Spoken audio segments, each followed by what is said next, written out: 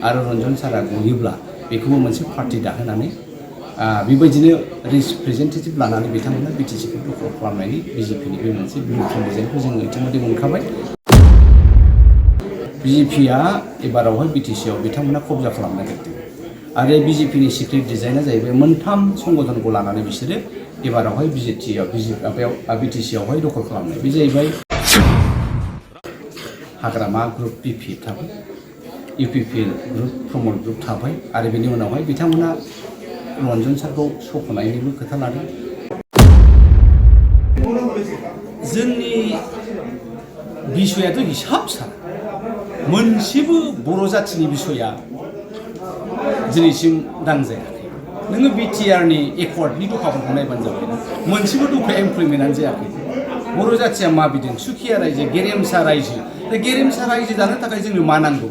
जोंनि फिसा फिसौफ्रा साख्रि बाख्रि मोननांगोन, जोंनि आइ आफा रायजो राजाया मावनानै जानो हानायनि बेबस्थाखौ खालामनांगोन, हाथाय सहर नोगोर कल कारखाना इन्डास्ट्रि गासिबो जाजोबनांगोन, फरायनाया हारा बांनांगोन, साख्रि बाख्रि मोननांगोन आरो मावनायनि गियानखौ जोङो फोरोंनांगोन।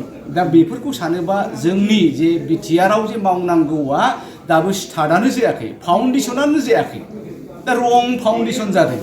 दा बेखायनो जोङो कंग्रेसनि मेन डिजाइना जाहैबाय एबाराव जोङो बिटिसिआवहाय दखल खालामनानै थारैनो इउपिपिएल बिपिएफखौ लाफानानै जोङो गभर्नमेन्ट दागोन आरो गभर्नमेन्ट दायोब्ला जोङो बिधान सभायावबो कंग्रेसआनो थागोन आरो एबारावहाय नेक्स्ट लकसभायावहाय दिल्लीयाव कंग्रेसआनो फैगोन। दा बे गथै प्रक्रिया जुदि जायोब्ला अब्ला जोङो खामानिखौ मावजोबसै आरो जोंनो मा नांगौ?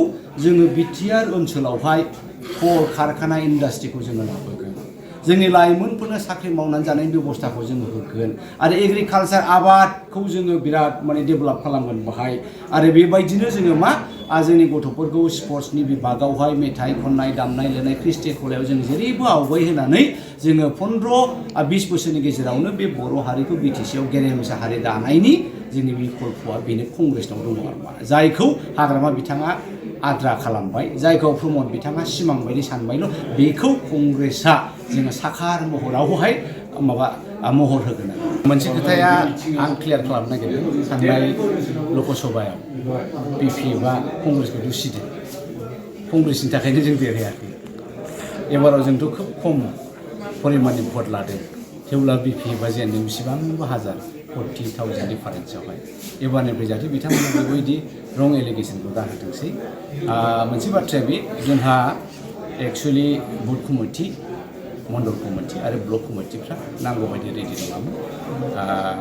लकसभाखौबो बिदिनो बारहोहरनाय जादों। जोङो मोनसे पार्टिनि इन्टारेस्टआवहाय मानसिफ्रा रायजो राजाफ्रा इनकारेज जाथों होननानै जोंनि भटार्सफोरखौहाय इन्टेक्ट दोनो होननानै जोङो केन्डिडेटखौ होनाय जादों। केन्डिडेट होआबा ब्लेंक थाङो आरो ब्लेंक थाङोबा बिराद मोनसे गाज्रि नेसनेल पार्टिनि रिमार्क्स जायो। दा बेखौसो जोङो बिए खालामनो थाखाय जों केन्डिडेट होनाय जादों। देरहानायखौ जों नुहुरखायाखै।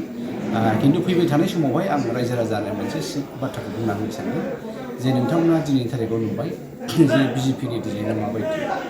बिजेपिया एबारावहाय बिटिसिआव बिथांमोना कब्जा खालामनो नागिरदों आरो बिजेपिनि सिक्रेट डिजाइना जाहैबाय मोनथाम संगठनखौ लानानै बिसोरो एबारावहाय बिटिसिआवहाय दखल खालामनाय। बे जाहैबाय हाग्रामा ग्रुप पिपि थाबाय, इउपिपिएल ग्रुप प्रमद ग्रुप थाबाय आरो बेनि उनावहाय बिथांमोना रन्जन सारखौ सख'नायनिबो खोथा लादों आरो रन्जन सारा गयोब्ला बेखौबो मोनसे पार्टी दाहोनानै बेबायदिनो रिप्रेजेन्टेटिभ लानानै बिथांमोना बिटिसिखौ दखल खालामनायनि बिजेपिनि बे मोनसे ब्लुप्रिन्ट डिजाइनखौ जोङो इतिमধ্যे मोनखाबाय। बेखायनो आं रायजो राजाखौहाय सांग्रां जाजानोसो लुबैदों जे नोंथांमोना नुबाय जे 15, 16, 17 बोसोर हाग्रामा सारनि गभर्नमेन्टआव कंग्रेसआ ओरैबायदि कनसिडार खालामदों बर' जाथिखौहाय जे बिथांमोना बिप्लबि आन्दलनखारि जाथि, जों बिथांमोननो सुबिदा होगोन होननानै बेबायदि रह' बिटिसिखौ बिथांमोना खांनो बानो फेदेरनो हादों। नाथाय जै बिपि बा आखाइयाव लानाय लोगो लोगो बिपिएफखौ बिथांमोना हेव जोगार हरबाय आरो इउपिपिखौबो दिनैहाय आखाइ खाख्रबनानै दोननाय बायदि। प्रमदनि बाथ्राया मालाबाबो सोलिया, सोरबा इउपिपिनि बाथ्राया मालाबाबो सोलिया, बे हिमन्त बिश्व शर्मानि बाथ्रायासो सोलियो। दा बेयो जुदि जानो थाङोब्ला बर' रायजो राजाया सांग्रां जानांगोन। बेखायनो जोङो ओरैबायदि सानदों जे एबारावहाय काउन्सिल इलेक्सनावहाय जोङो बिपिएफखौबो आरो इउपिपिएलखौबो बिजेपिनि आखाइनिफ्राय उद्धार मुक्ति खालामनायखौ जोङो सानदों आरो बे मोननैबो पार्टिखौ लानानै आरो जा बर'नि स्टेक हल्डारफोरखौ लानानै जोङो कंग्रेसआ बिटिसिआव गभर्नमेन्ट दागोन आरो 2026आवबो आसामाव बिधान सभाखौ जोङो दखल खालामगोन आरो कंग्रेसआनो गभर्नमेन्ट थागोन आरो सिगाङाव जेरै रह फान्डिं होयोमोन बिटिसिआव जोङो बेबायदि फान्डिंखौ जोङो लाबोफिनगोन आरो जोंनि डिजाइना आपातत' बेयो